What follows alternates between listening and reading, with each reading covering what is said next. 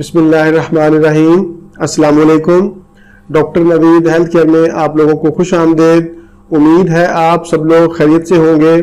آج کے ہمارے پروگرام کا ٹاپک ہے، کیا آپ لوگ شاپنگ بیگز استعمال کرتے ہیں؟ مجھے اچھی طرح یاد ہے کہ میرے والد صاحب جب بھی بازار جاتے وہ اپنے ساتھ کپڑے کا ایک تھیلا ضرور رکھتے۔ جو بھی خریداری کرتے، فروٹ، سبزیاں یا گوشت، وہ اس کپڑے کے تھیلے میں رکھتے۔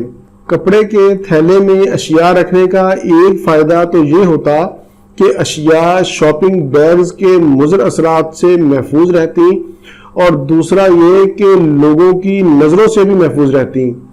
آج کے دور میں ہم ہر چیز شاپنگ بیگز میں لے کر آتے ہیں جو دور سے نظر آتی ہے، حتیٰ کہ دہی اور دودھ بھی شاپنگ بیگز میں لے کر آتے ہیں۔ مختلف نظریں دیکھتی ہیں، برکت ختم ہو جاتی ہے، چیز کو نظر بھی لگ جاتی ہے۔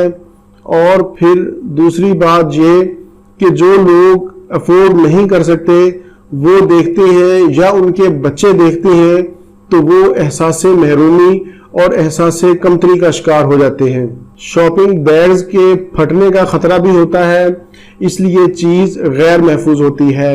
صحت کے حوالے سے میں آپ لوگوں کو بتاتا چلوں کہ شاپنگ بیگز کے استعمال سے جلدی، سانس، گلا اور کینسر جیسی موذی امراض جنم لیتی ہیں۔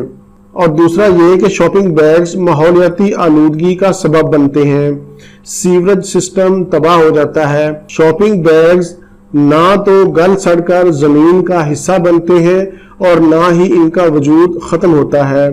اس لیے تمام شہریوں کو یہ چاہیے کہ اپنی زندگیوں کی قوت مدافعت بڑھانے اور بیماریوں سے لڑنے کے لیے شاپنگ بیگز کا استعمال بند کریں اور اس کی جگہ پر کپڑے کے تھیلے کو رواج دیں۔ بازار میں خریداری کے دوران کپڑے کے تھیلے کو ضرور اپنے ساتھ رکھیں اور دکاندار سے انسسٹ کریں کہ وہ کاغذ کے لفافے میں آپ کو چیز ڈال کر دے۔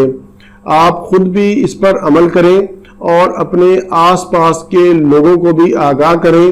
امید ہے میرا آج کا یہ آگاہی کا پروگرام آپ لوگوں کو پسند آئے گا۔ اچھا لگے تو اسے ضرور شیئر کریں۔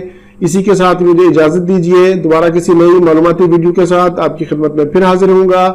تب تک کے لیے اجازت، اللہ حافظ، والسلام۔